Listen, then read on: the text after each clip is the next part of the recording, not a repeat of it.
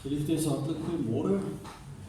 Baie hartlik welkom hier in die huis van die Here vir ons 'n baie spesiale dag ook hier in die gemeente. Ons het vier saam met die kerk reg oor die wêreld vandag die Pinksterfees en hier in ons eie gemeente het ons die gebruik om ook die nagmaal te gebruik saam met die viering van die uitstorting van die Heilige Gees. So werklik 'n spesiale geleentheid en in daardie gees ook baie hartlik welkom aan die elkeen.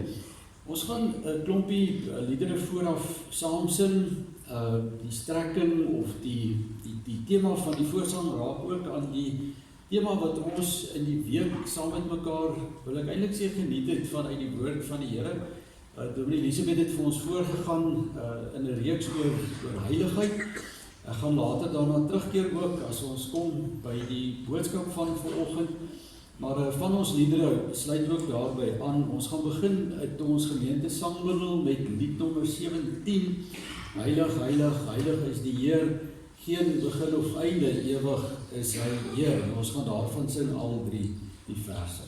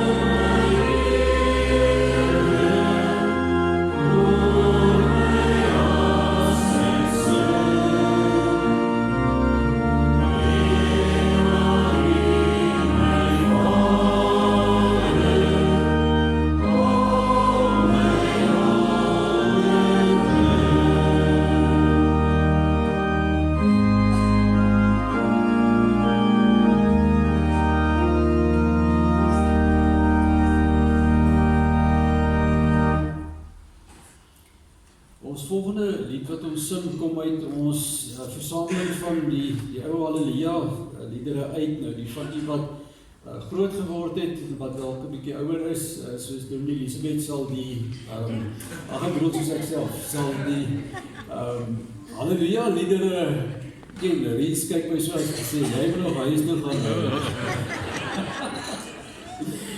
Ja, wat ja, maar eintlik wat ek wou sê is, as jy al lank in die land is, ken jy die Halleluja liedere. As kind het ons dit natuurlik baie gesing in die kerk, en veral rondom die Pinkstertyd was dit van ons geliefde liedere wat ons gesing het. Nou, ek wil vanoggend graag dat ons een spesifieke lied daarvan sing, die 250, Om aan te sluit by ons tema van die prediking vanoggend wat sê wees heilig, want ek is heilig, die gedeelte wat ons gaan stilstaan by uit Petrus uit, maar in hierdie lied sien ons eintlik die wins van heiligheid, ons sien die betekenis van wat dit beteken om naby die Here te leef, en dan lees ons en ons hoor in hierdie lied oor goed soos gloed, met ander woorde blydskap in ons harte. Ons hoor van troos in beproewing.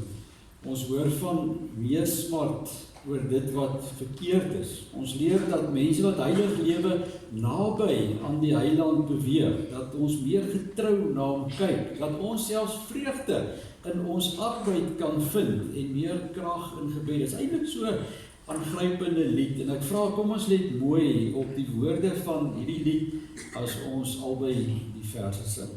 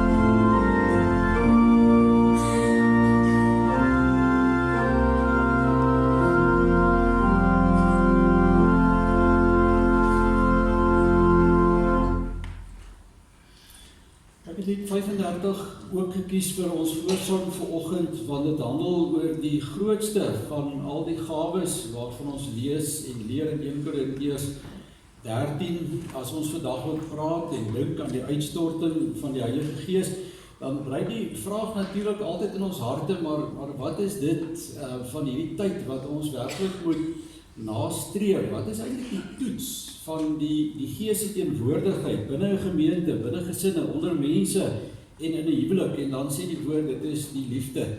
En 'n beruiming dan van 1 Korintiërs 13 praat dit mense engelentale, maar dis nie uit liefde nie, dan is alles eintlik hol en leeg. Selfs al het 'n mens baie kennis van die Here sonder liefde, sê die woord vir ons, is dit eintlik maar niks. So kom ons sing al drie die verse van lied 35.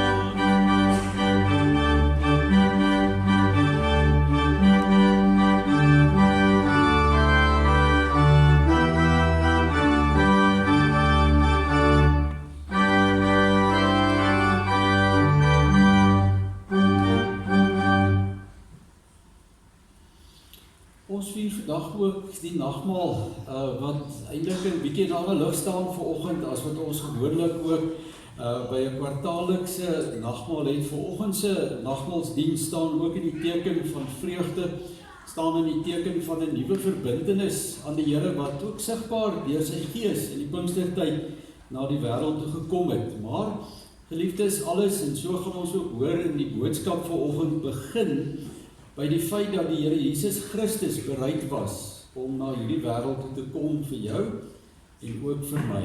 En dat hy bereid was om die volle pad te loop en uiteindelik sy lewe aan 'n kruis vir ons te gee. Dis interessant genoeg ook waar ons heiligheid en die Here se eienaarskap oor ons lewens moet begin. En met lied 70 gaan ons in ons gedagtes teruggaan na die kruisgebeure, ook so in aansluiting by die nagmaalstafel vanoggend aanskou die Heiland aan die kruis, die Hemelvors verag, verguis, hoe hy hom daar vir my laat hang, en dan hierdie vraag, of hierdie waarneming eintlik, en ek leef bloot vir selfbelang. Ek dink ons hoor ook hier, maar dit moet eintlik anders wees, want ons moet heilig wees, sê die Here aan sy kerk. So kom ons sing hiervan die eerste, die derde en ook die vierde verse.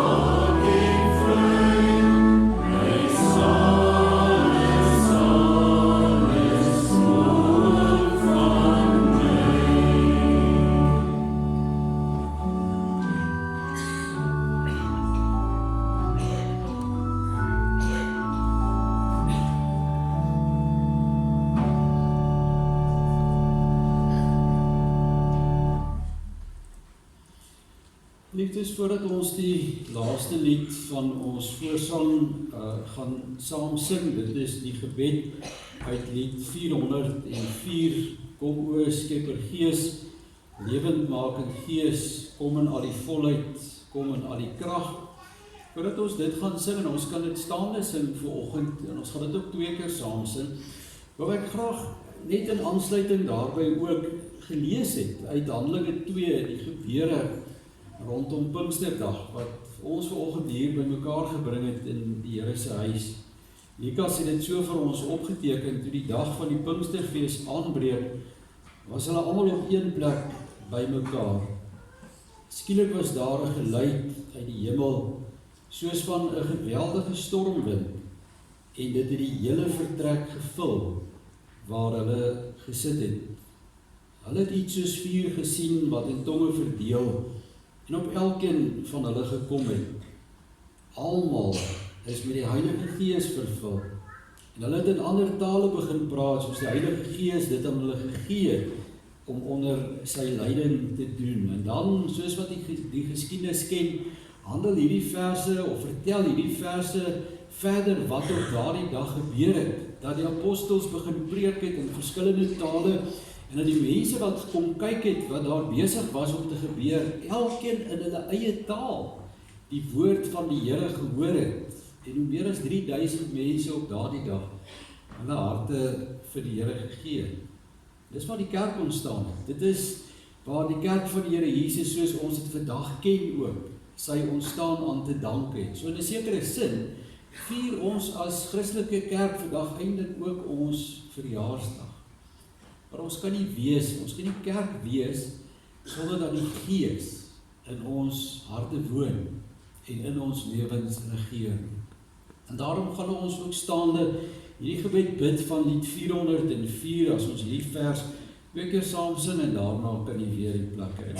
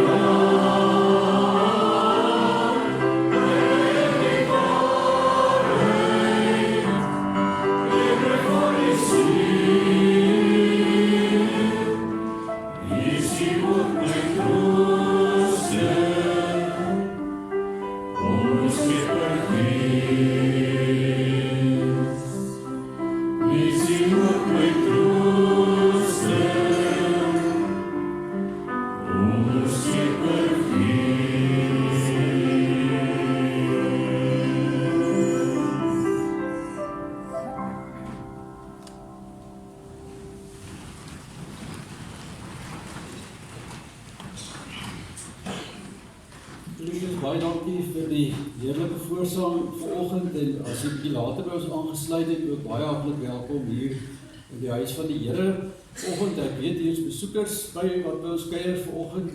Christo, jou vrou, baie welkom. Henk se broer, hy sê, Christo sê mense nog baie vriendelik gegroet, want hulle is eintlik 'n tweeling.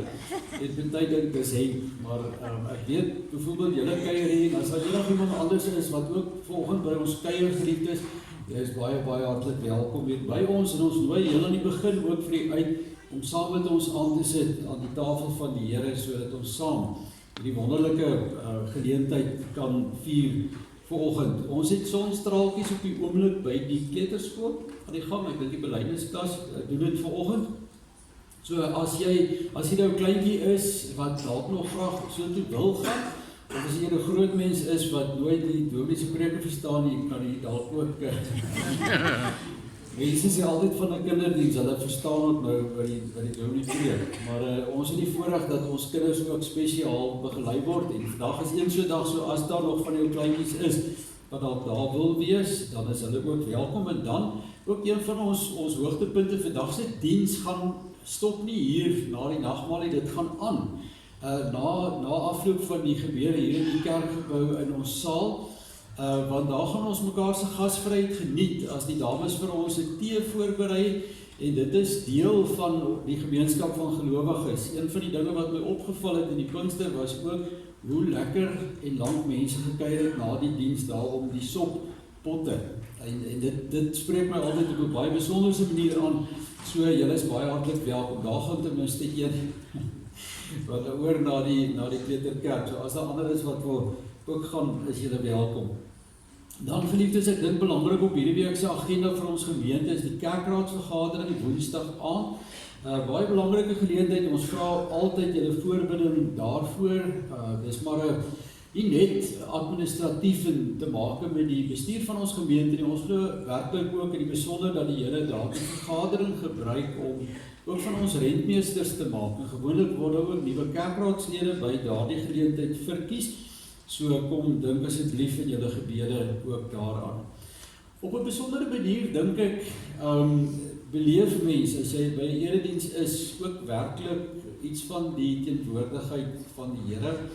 En ek wil vanoggend ook vir hom Vaan baie hartlik welkom terug sê hier in ons midde. Hom Vaan was baie siek gewees. Hy kon nie eers loop vir 'n ruk nie. En wat 'n getuienis toe hom Vaan vanoggend hier in die gang afkom.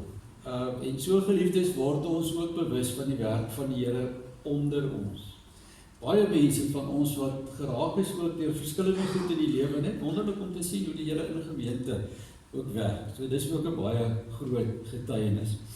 Dan dink ons ook vanoggend, ongelukkig moet ons ook mense groet en dis seker ook deel van die verloop van die lewe by Johan vir jou Loret en Tannie Hannetjie wat Klerksdorp toe verhuis. Julle ry in elk geval al jare so ver om kerk toe te kom, julle is altyd nog steeds welkom om die erediens te kom bywoon. Maar ons wil ook baie dankie sê vir julle en die manier wat julle ons geseën het tydens julle verblyf hier in ons gemeente, julle betrokkenheid, julle teenwoordigheid, maar bo alles ook die liefde en die baie lekker koekies wat Loret altyd gebak het en die lekkers wat jy altyd gestuur het my vir die Bybelstudie af. Ons het ook die voorreg om nuwe lidmate welkom te heet in ons gemeente vanoggend, Alet Jacobs, en dan ook saam met Ferdi en Adel Du Plessis, as ook Tian Du Plessis en Shanay Jansen van Vieren vanaf Cedar Park gemeente. Ons wil vir julle ook sê baie hartlik welkom hier in ons midde. Mag die Here julle ook saam seën hier by ons. Die tweede bladsytjie geliefdes gaan ek nie in detail by stil staan nie. Kyk asseblief na die Koue Voete Warm Harte projek wat ons hierdie jaar daarmee gaan doen. Daar is 'n aanbiddingsaand vanaand by Cedar Park gemeente en daar is ook 'n jeuggeleentheid volgende week by Tuka, ook op dieselfde trant, né? Ek bevestig met die dominee en dan geliefdes by die gebedsversoeke. Lang lys van name daar en ons vra werklik julle voorbinding. Oom Martiens is ook lekker om vanoggend hier by ons te sien, nog deel ook van ons meelewingslys. En dan wil ons ook vir klein Marcus Groblaar net bysit. Hy het geval, ligte hartskinskudding opgedoen, sy 'n klein seentjie hier in ons gemeente en hy tans nog in die hospitaal. Laas het weet julle, hy kan het hom ook raak gekry eendag by die skool, so klein Marcus. Ons moet vir alles dan vir Stompie en vir Uitdauer bid as ouers. Dis baie keer moeilik om ons kinders veilig groot te kry, so kom ons dink in die besonder ook aan hom. Dit gaan goed op die oomblik, maar ons bid ook vir volkome beterskap. Geliefdes, ons gaan 'n paar oomblikke stil word voor die Here. Ons gaan luister na die fotum en dan gaan jy die voorreg hê om ook die seën van die Here te ontvang. En in aansluiting by ons Pinkster tema vanoggend kom die fotum by Titus 3 uit. Titus 3 vers 6 tot 7. En kom ons luister ook na hierdie woord uit die Here voordat u die seën ontvang. God het die Heilige Gees oorvloedig op ons uitgestort deur Christus Jesus, ons verlosser. Soos ons dan deur sy genade vrygespreek en het ons erfgename geword van die ewige lewe wat ons verwag. Amen. Geliefdes, mag daar vanoggend vir jou genade, barmhartigheid en vrede wees en dit kom van God ons Vader, die Seun Jesus Christus en ook deur die kragvolle werk van die Heilige Gees. Nou as die Here jou so seën, geliefdes, met sy groet, dan pas dit ons om 'n lied tot sy eer te sing. Dis ons antwoord ook op die Here se seën. En dan, Handelie, ek het eers toe nou alles weer mooi bekyk, gesien vers 7, dieselfde as vers 1. So ons gaan nou staande sing, geliefdes, vers 1, 4 en 6 van hierdie mooi Pinksterlied, lied 430.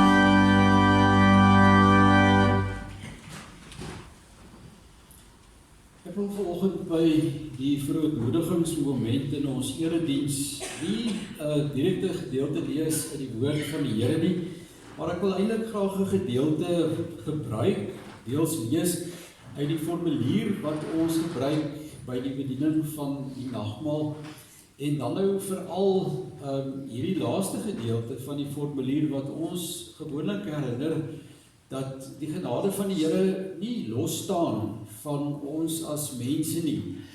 Ek dink dit was Dietrich Bonhoeffer wat gesê het dat die genade van die Here is vry en is verniet, maar dit was baie, baie duur. En hooplik gaan ons sien in die prediking ook hoe hierdie goed eintlik by mekaar uitkom, maar die punt is, geliefdes, as die Here ons soveel genade gee, dan roep dit ons ook tot 'n nuwe lewe. 'n Mens kan nie eintlik dieselfde uitgaan uit enige erediens as wat jy hier ingekom het. Jy kan nie aangaan deur dieselfde te wees, presies dieselfde as wat jy gister was of die dae voor dit nie.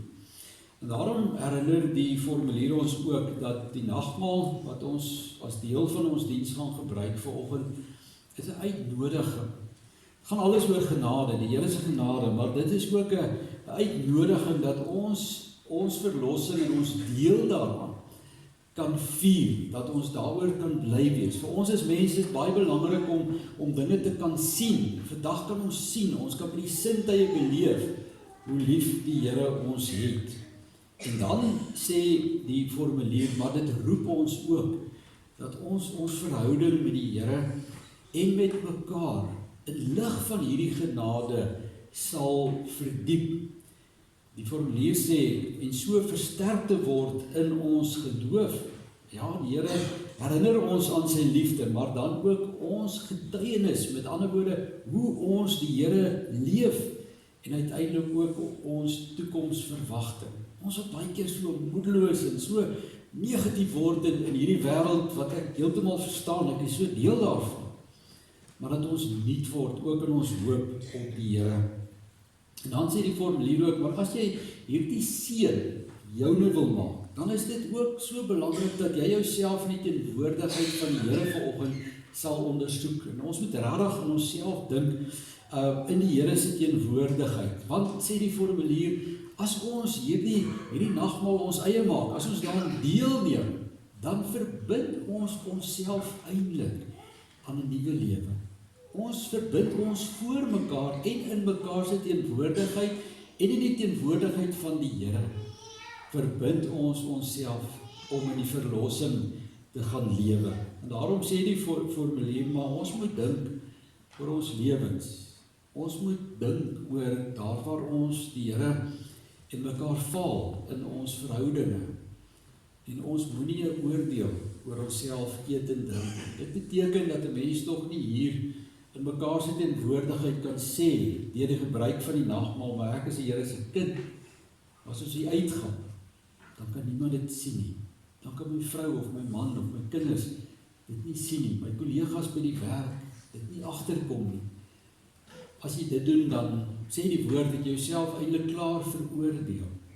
Dan volhard jy in die verkeerde. Kom ons gaan dan vanoggend as ons hierdie nagmaal gebruik, kom ons doen dit as 'n nuwe verbintenis van die Here. En ons vra ook die Here om ons te help dat ons as sy kinders, as heilige mense kan lewe in 'n stikkende wêreld. Ons het so 'n mooi lied in die kerk hier in ons gemeente wat ons kan sing, die nagmaalslied wat ons gewoonlik ook sing saam met die nagmaal, een van ons vlamliedere. En ons gaan dit sing terwyl ons so sit. En jy sal sien, hierdie is baie persoonlike woorde, so vergeet van almal om jou. Ons gaan nou elkeen self met die Here praat, ons skuld voor die Here bely, maar ons ook maak, dat hy opnuut in ons kan werk, en dat hy my en jou lewens ook kan verander. Terwyl ons so sit, sing ons albei die verse.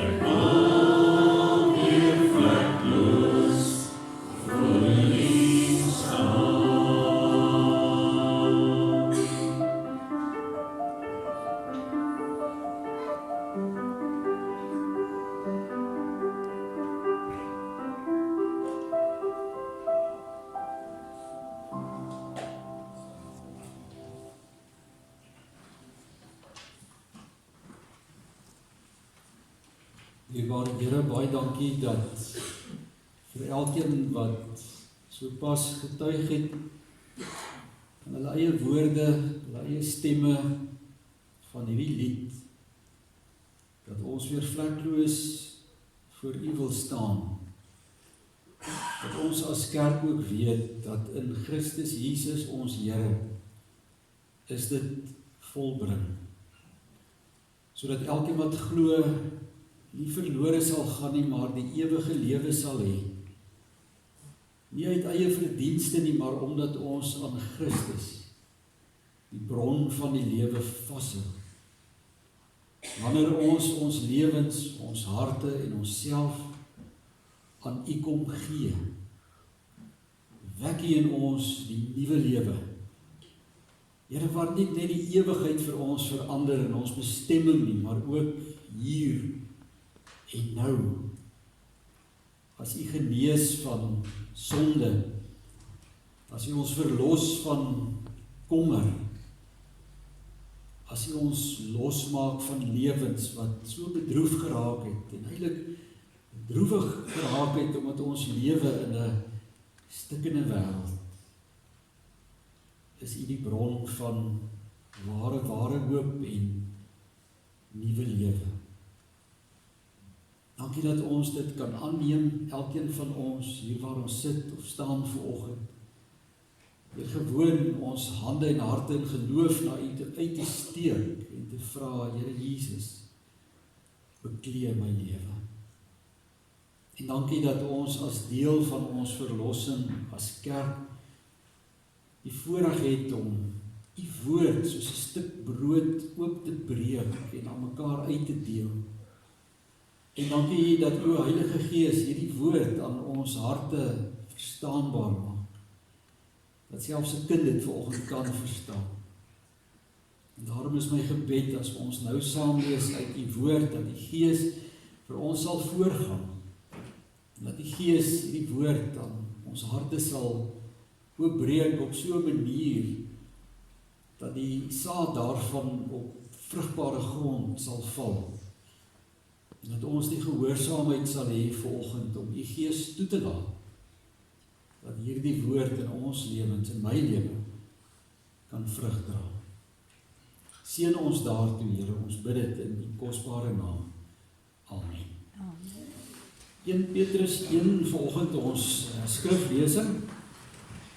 1 Petrus 1, ons gaan lees vanaf vers 13 tot aan die einde van vers 25. Gedeelte vorm 'n mooi eenheid, die opskrif hier die oproep om heilig te lewe. 1 Petrus 1 vanaf vers 13.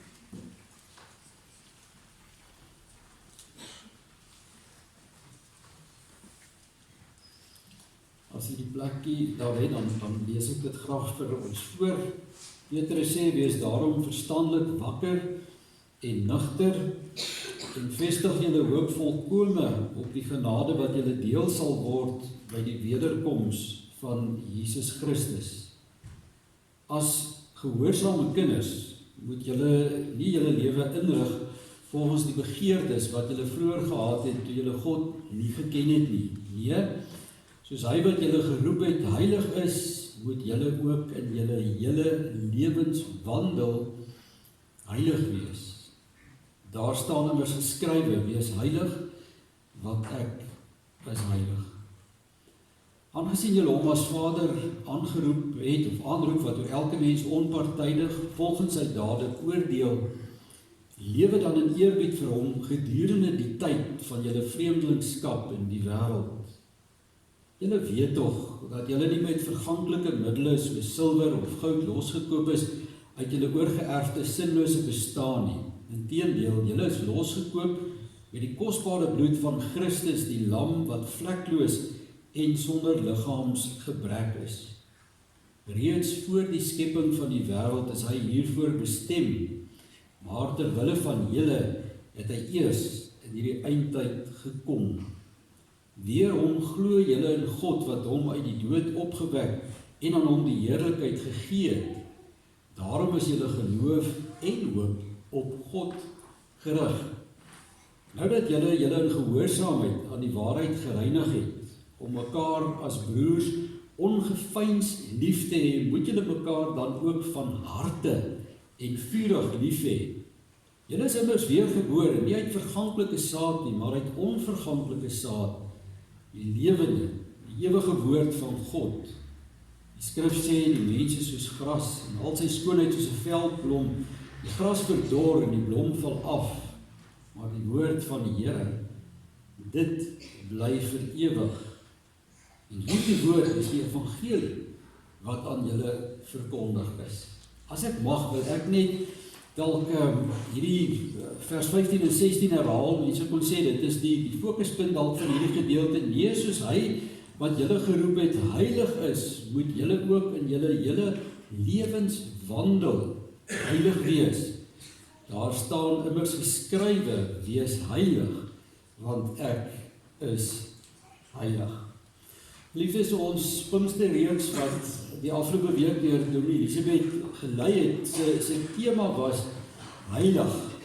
Van verlede Sondagoggend tot Woensdag aand het ons nagedink, Sondagoggend oor die betekenis van heiligheid, en van daarop het ons gefokus op die heiligheid van God, die Heilige Jesus, die Heilige Gees, en uiteindelik het ons Woensdag aand ook stil geword rondom die hele tema van hoe heiligheid eintlik uitdrukking gekry het in die lewe van die apostel Paulus.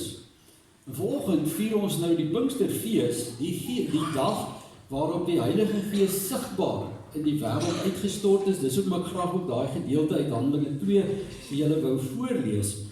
En 'n dag wat 'n mens as jy terugkyk kan sê, uiteindelik gegaan het oor twee groot dinge.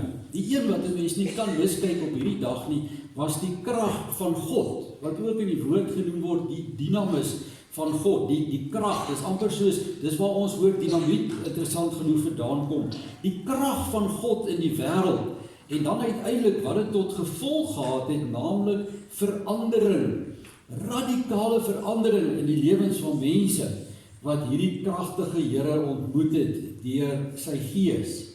En mense onthou dit veral as jy onthou hoe die Heilige Gees gekom het op hierdie dag. Ek dink die kanselpreek vanoggend is ook die een met die vlam op, né? Dit is nog, ek weet nie so ver sien nie. Wat simbolies is van hoe die Gees met krag in die wêreld gekom het, met vuur en die verandering, die bekering, die fokus wat dit gebring het in die lewens van mense wat die Here ontvang het. En van daaruit het die kerk van ons Here Jesus Christus ook ontstaan as 'n, ek wil dit noem, 'n alternatiewe gemeenskap in die wêreld, waar binne gelowiges met krag opgetree het. Gaan kyk maar in Handelinge 8 en Handelinge 18, hoe die gewone apostels, die disippels van die Here, met krag die evangelie onder mense gaan verkondig het. En vandag moet ons daaroor 'n bietjie saam dink. Selfs al was jy nou nie by die reeks gewees in die afgelope week nie, want ek vermoed elkeen van ons ervaar iets in ons binneste wanneer ons herinner word aan die Pinkster, wanneer ons herinner word aan die krag van die Here, maar ook hierdie oproep dat ons heilig moet gaan lewe, soos wat Petrus hier gesê het, en ook waarop ons Pinksterreeks afgestem was. Heiligheid en Pinkster, opdrag en 'n moontlikheid. God sê die haal vir ons en ons vermoëns om daarby uit te kom. Vir myself is dit eintlik die spanningsveld wat geskep was in die prediking die afgelope week. God is heilig en hy gee aan sy kerk uiteindelik ook die opdrag om heilig te wees. Dis die woorde van ons teksgedeelte. Nee, soos wat hy julle geroep het, heilig is, moet julle ook in julle hele lewenswandel heilig wees. Kan ek net sê oor hierdie lewenswandel, dit beteken maar net, daar kan nie 'n stukkie van ons lewens wees wat ons vir onsself wil hou en sê, nee, maar hierdie Here is my stukkie van die lewe, hierop gaan ek maak wat ek wil nie. Ons hele lewenswandel, sê Petrus. En dan haal hy aan uit Levitikus uit, as hy sê, daar staan immers geskrywe, wees heilig, want ek is heilig. Woorde wat eintlik by herhaling in die boek Levitikus voorkom. Nou weet ek nie van julle nie, maar in my eie hart bring dit hierdie twee goed nogal 'n bietjie van 'n spanning. Want is een ding, geliefdes, om herinner te word aan God wat heilig is, wat sonder fout of vlek is. Dis een ding om te hoor van Jesus se heiligheid, wat in sy sagtheid na hierdie wêreld toe gekom het, en die Heilige Gees se heiligheid, maar dis 'n ander ding om so te wees in jou lewenswandel, jou tyd hier op aarde. Jou getuigskrif, waarin jy elke dag skryf, deur die manier hoe jy lewe in hierdie wêreld, om daar ook heilig te wees. Wat dit beteken, dat ek in my persoonlike verhouding met die Here, en met my naaste, en in my huwelik, en in my besigheid, my ouerskap, ja, waar ook al die Here my geroep het, om in die markplein van hierdie wêreld hom teenwoordig te stel, dat ek daar sal heilig wees.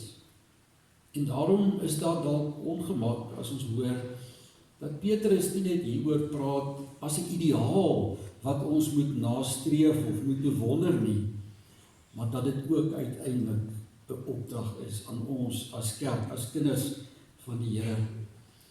Boonop herinner Petrus vir ons hier net in die volgende verse, dat hierdie Vader wat ons aanbid, die Heilige Here wat ons aanbid, ook 'n Vader is wat ons dade sal beoordeel. En daarom die vermaning wat hy gee in vers 17, lewe dan in eerbied vir hom gedurende die tyd van julle vreemdelingskap in die wêreld. En om dit nou baie eenvoudig te stel, sê Petrus vir ons, lewe in gehoorsaamheid aan God terwyl julle in hierdie wêreld is.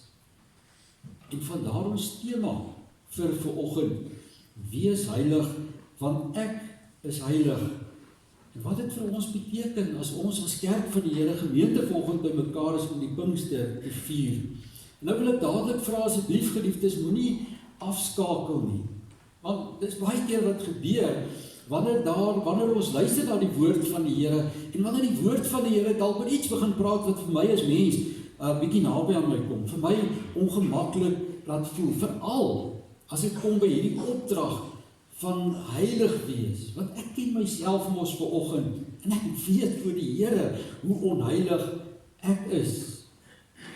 Nou sê ons mos baie keer, ek het vrede gemaak met wie ek is, so gemaak, so gelaat staan, ek aanvaar my maar self so. En baie keer, geliefdes, is daar in ons tyd ook vlakke van onheiligheid. Is daar onheiligheid dalk in my lewe, wat ek vir ander mense wegsteek?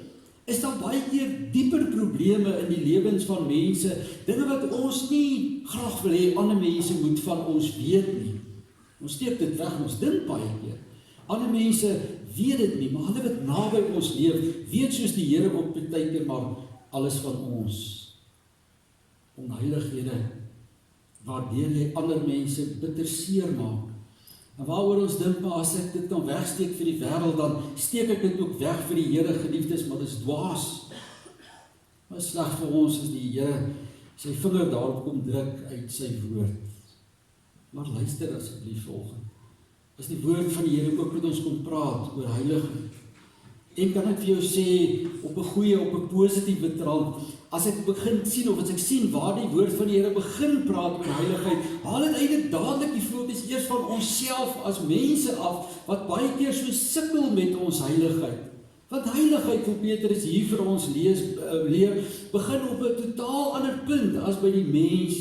Dit begin naamlik by ons verlossing, die verlossing van sondaar mense, wat Christus vir jou en vir my aan die kruis bewerk het. Petrus skryf hieroor as volg: julle weet tog dat julle nie met verganklike middele soos silwer of goud losgekoop is uit julle oorgeerfde sinlose bestaan nie. Inteendeel, julle is losgekoop met die kosbare bloed van Christus, die lam wat vlekloos en sonder liggaamsgebrek is. Reeds voor die skepping van die wêreld is hy hiervoor bestem, maar terwille van julle het hy eers in die eindtyd gekom. Sondaar mense,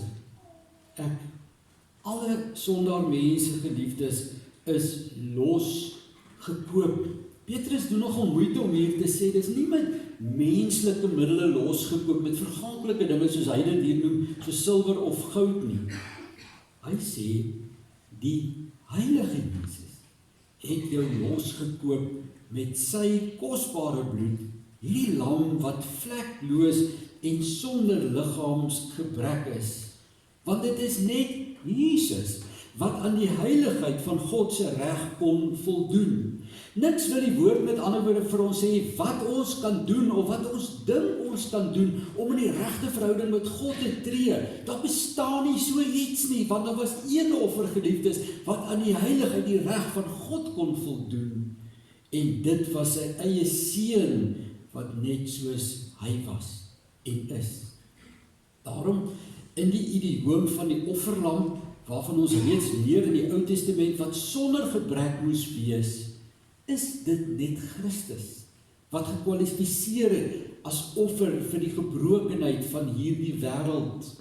Ek wil 'n bietjie druk van jou afval, geliefdes, vanoggend as ek sê, niks wat sonder mense in elk geval kan doen of sê of kan beloof aan die Here, kan ons red nie, net Christus kan ons red. Weet jy wat het die evangelie vir myself laat oopgaan? As 'n jong man, ons ken dit vandag nog as die 239, nog gebede, nog geween kan my red, Heer, U alleen. En dit besef, nadat ek 100% vir my belydensklas toets gehad. Na die tyd eers besef, dat dit net die genade van die Here is, wat mense kan red. En daarom, geliefdes, die goeie nuus, ons heiligheid begin dus buite onsself. Dit begin by die redding van Christus, wat vir my en jou loskoop van die sonde, en van ons onheiligheid, en van ons gebrokenheid. Ons heiligheid begin nie by onsself nie. Begin by die Here. Waar begin dit dan vir ons as mense prakties in ons lewens? Dis die tweede ding wat Petrus eintlik hier wil sê. Jy kry deel daaraan as jy tot geloof kom in die Here. Hy skryf dit in vers 21. Deur hom glo julle in God, wat hom uit die dood opgewek en aan hom die heerlikheid gegee het. Daarom is julle geloof en julle hoop op God gerig. As ek dit in die konteks van hierdie gedeelte kan stel, sal 'n mens ook kan sê, daarom is jou geloof in die feit dat die Here wil hê en sê jy is heilig, is in jou geloof op God. En ook die hoop om so te lewe is op die Here en nie in jouself nie. Een van die groot dinge wat ek hierdie week in die Pinksterweek gehoor het en opnuut aan herinner is dat heiligheid 'n eienskap is van ons geloof in die Here. Dit was eintlik vir my nogal 'n stukkie verlossing gewees. Heiligheid, geliefdes, is hoe die kinders van die Here is. Jy het dit, jy is reeds heilig, omdat jy glo in die Here. Elisabeth het gesê, dit kan twee goed beteken. Die een kan wees, dat jy afgesonder is vir die Here. Dis die algemene begrip wat ons almal ons van heiligheid geleer het in die sonnaskool. Maar uit Paulus se lewe is ons ook herinner, dat wanneer ons 'n kind van die Here word, is ons afgesny vir die Here. Jy is letterlik afgesny vir die Here in hierdie wêreld. En dit beteken heiligheid is nie 'n deug wat ek ontwikkel nie. Dis nie die een of ander eienskap waarvoor ek moet gaan werk nie. Die woord herinner jou, maar as jy tot geloof kom in Jesus, wat die heilige Jesus was, die vleklose lam van God, dan is jy afgesonder, dan is jy afgesny, dan is jy eenkant gesind vir die Here, en dan is jy heilig. Kinders van die Here, mense wat glo, is heilig. Miskien het jy gewonder waarna Petrus verwys het, toe hy gesê het, daar staan immers geskrywe, wees heilig, want ek is heilig. Ek het nou gesê, kom in die boek Levitikus, as ek kyk, ek het dit 4 keer, daar is 4 aanhalings uit die boek Levitikus daaroor, die kragtigste een dalk 19 vers 2, wat dalk die nouste aansluit by die woorde wat Petrus gebruik, maar geliefdes, 'n mens kan dit eintlik vergelyk met 'n kind, wat uit 'n weeshuis aangeneem word, en die van daardie liewe ouers ook kry. Wanneer jy God se kind word, dan kry jy eintlik sy jy kry eintlik sy eienskappe, jy word ook heilig soos hy. Jy kry nie net die ewige lewe nie. Jy is ook reeds hier vir Here afgesny om heilig te wees in die wêreld. En dit het my nogal 'n ding. As ons probleme het met heiligheid, het ons dalk eintlik probleme met ons geloof. Wanneer sukkel 'n mens die meeste, geliefdes, met jou heiligheid? Dis wanneer jy die verste van die Here is. Dis wanneer jy wegdwaal van die Here af, want dis mos wat sonde is om nie jou doel te bereik nie, nie daar te wees waar die Here jou wil hê, naamlik teen sy hart nie. As jy nie glo in Jesus nie, gaan jy ook nog 'n moeilike tyd om te glo dat jy heilig is, afgesonder is, eenkant gesit is, om heilig te wees soos Jesus. Heiligheid is deel van geloof, om as gebroke mens jou verlossing, die verlossing wat Jesus gee, jou eie te maak, maar ook die heiligheid van Jesus jou eie te maak. Nie as verdienste nie, maar as eienskap van die verlossing wat Jesus vir my verkry het. En dit plaas op ons, en ek het hier geskryf op my teks nogal, die heerlike beroeping, die voorreg om heilig te gaan lewe. En hier lê die uitdaging. Hier lê die uitdaging vir my en ek glo ook vir jou. Om die heiligheid wat ons reeds deelagtig is in Christus gestalte te gaan gee. En ek is regtig jammer geliefdes, ek kon nie daarvan wegbly nie, ek kon nie daar ompraat nie, so ek sê dit nou maar vir julle soos dit hier staan in die woord van die Here. Petrus sê in vers 14, as gehoorsame kinders moet julle nie julle lewe inrig volgens die begeertes wat julle vroeër gehad het toe julle die Here nie geken het nie. Nee, soos wat hy julle geroep het heilig is, moet julle ook in julle hele lewe heilig wees. Wat beteken dit? Petrus sê dit self vir ons hier, en hy sê dit eintlik ook op baie ander plekke in hierdie twee briewe. Ek het die twee briewe weer 'n bietjie weer gelees. Dit is interessant om te sien hoe hierdie selfde temas eintlik oor en oor herhaal, maar hy sê in vers 22, nou dat julle in gehoorsaamheid aan die waarheid gereinig het. Met ander woorde, hy praat eintlik hier van die woord. Hy sê nou dat julle lewens onder heerskappy van God en sy woord geplaas het, moet julle mekaar ongeveins lief hê. Moet julle mekaar dan ook van harte en vurig lief hê. Kan ek dit bietjie anders vertaal?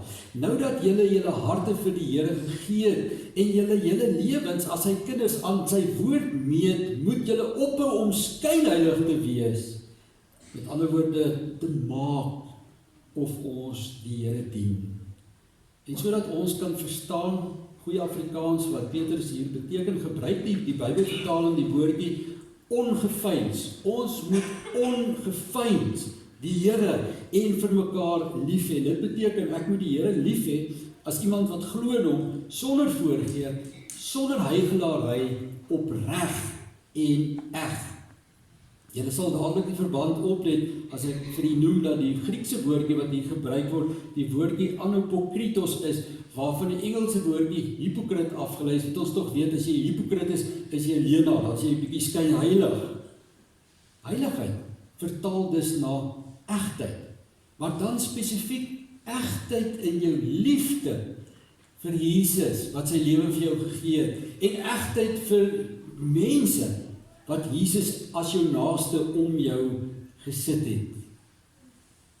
Jy kan nie sê, jy glo in God, en jy is ongehoorsaam, en ontrou aan hom elke keer, wanneer jy kans het nie.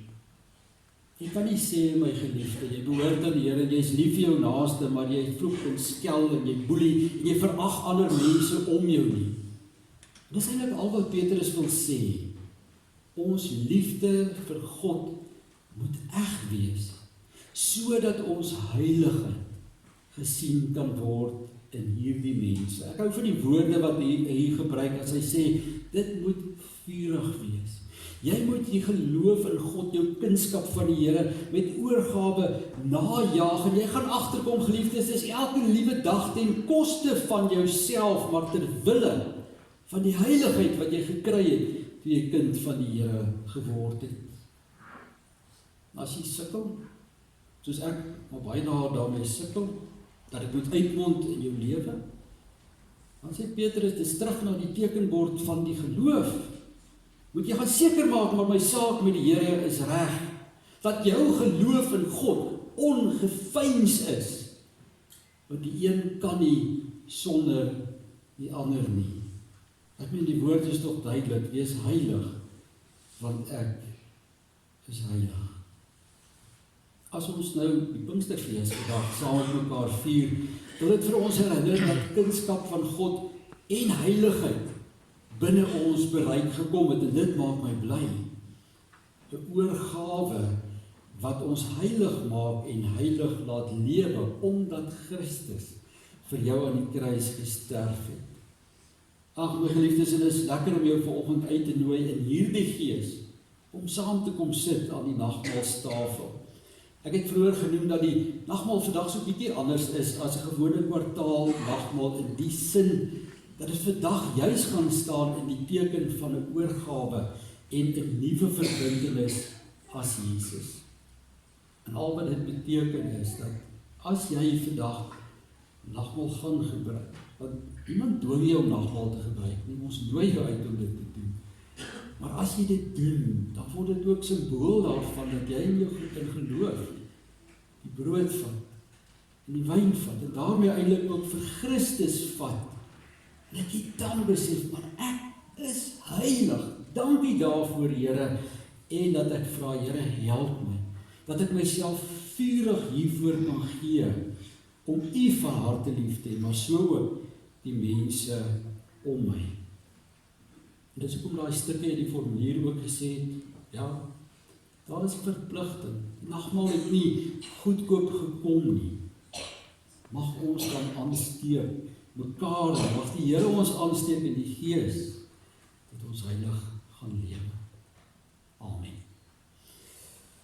Liefdes, terwyl die tafel in gereedheid gebring word, gaan ons staande 'n lied saam sing, lied 436, en daarvan sing die eerste, tweede en die derde verse. En hierdie is ook 'n pragtige gebed wat ons dan bid voordat ons die nagmaal gaan gebruik.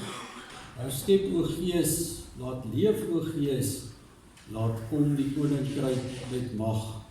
Laat mense tot bekering kom, oorreed deur U oortuigingskrag. Kom ons staan en sing ons daarvan vers 1, 2 en 3.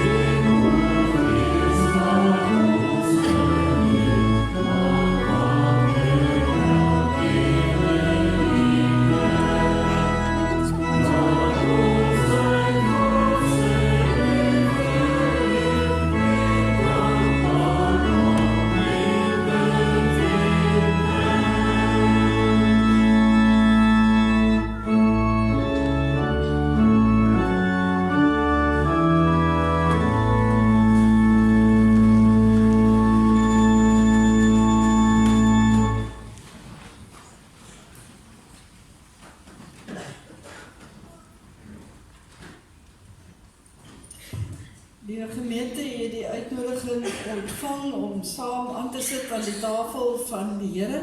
Net enkele praktiese sake. Ons deel eers die teken van die wyn uit. Jy sal sien dat daar 'n ander kleurige vloeistof in die middel van die skinkbordjie is, wat druiwesap is. Dan deel ons ook die teken van die brood uit. Ons vra vriendelik dat U dit by U sal hou. En as alles uitgedeel is, dan sal ons dit saam geniet.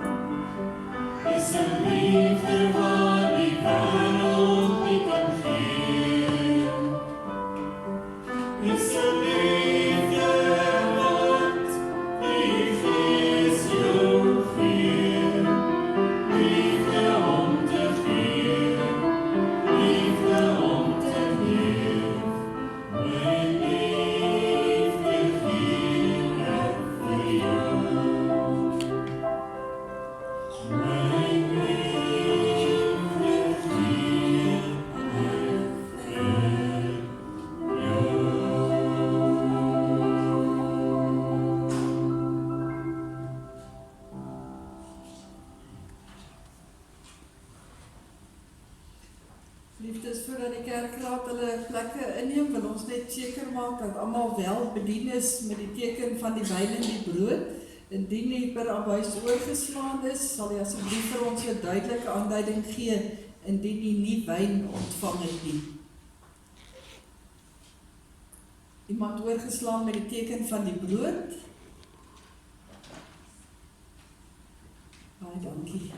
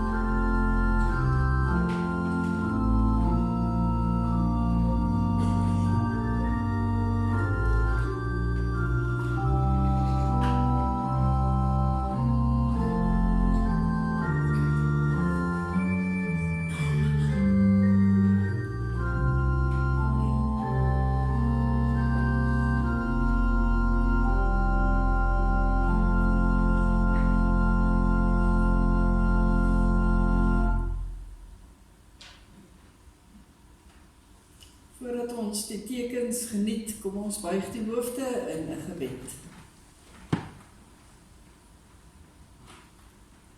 Ons Hemelse Vader, wanneer ons dink en ons hoor die woordjie heilig, dan is ons eerste reaksie dalk om terug te deins, om nie nader te staan hier aan 'n nagmaalstafel nie.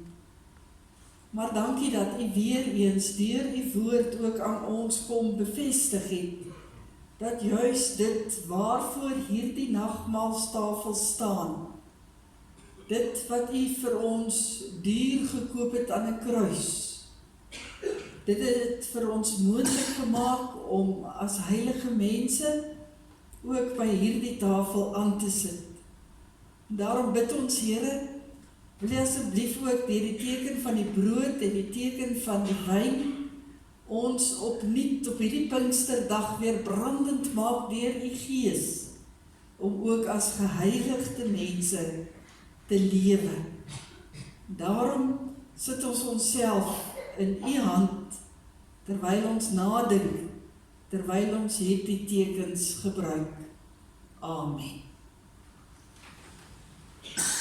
Geliefdes, die brood wat ons breek is die gemeenskap met die liggaam van ons Here Jesus Christus. Neem, eet, dink daaraan en glo dat sy liggaam vir ons gebreek is vir die volkome versoening van al ons sonde.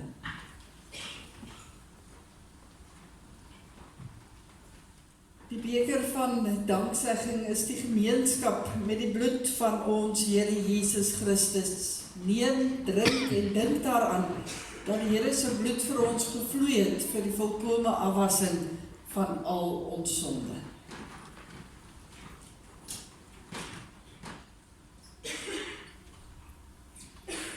Met hierdie versekering in ons harte dat ons opnuut vir die Here afgesonder is, geheilig is, kom ons beaam ook dat ons werklik dan as sy kinders voluit wil lewe.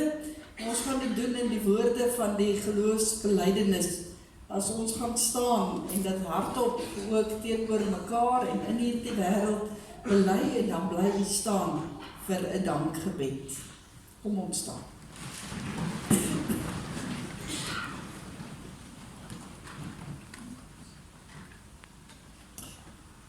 Ek glo in God die Vader, die Almagtige, die Skepper van die hemel en die aarde, en in Jesus Christus, sy eniggebore Seun, ons Here, wat ontvang is van die Heilige Gees, gebore is uit die Maagd Maria, wat gelei het onder Pontius Pilatus, gekruisig is, gesterf het en begrawe is, en ter helle neergedaal het, wat op die 3de dag weer opgestaan het uit die dode, wat opgevaar het na die hemel, en sit aan die regterhand van God, die Almagtige Vader, van waar hy sal kom om te oordeel, die wat nog lewe, en die wat reeds gesterf het.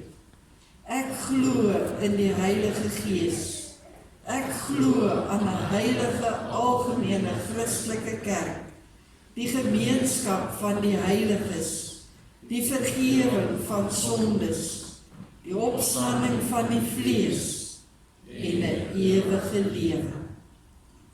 Ons Hemelse Vader, dankie vir die voorreg om te kan sê, ek glo. Ek glo in 'n drie-eenheid. Ek glo aan die Christelike kerk, soos dit op ons uitgestort is op Pinksterdag en van daar af gegroei het. En ons wat deur ons geloof deel is van hierdie kerk. Here, maak vir ons geloofwaardige getuies, waar ons ook al gaan, dat ons waarlik sal leef, afgesonder, geheilig, as u kinders. Seën vir ons daartoe. In Jesus naam. Amen. Baie dankie, ek kan die plekke inneem en dan is daar geleentheid vir die dankoffer.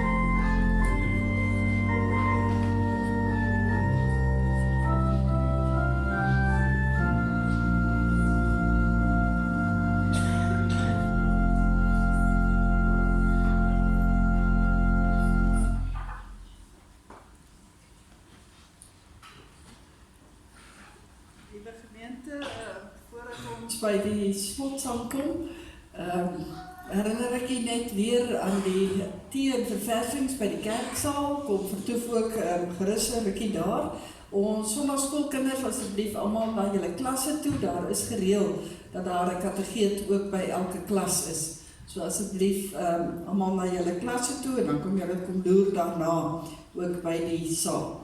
Ons gaan sluit deur saam te sing lied 440, die Here salf ons met sy gees tot diens en heiligheid. 'n lied wat mooi aanpas ook by dit wat ons gehoor het vanoggend. Ons sing staande die eerste, die tweede en die vierde vers.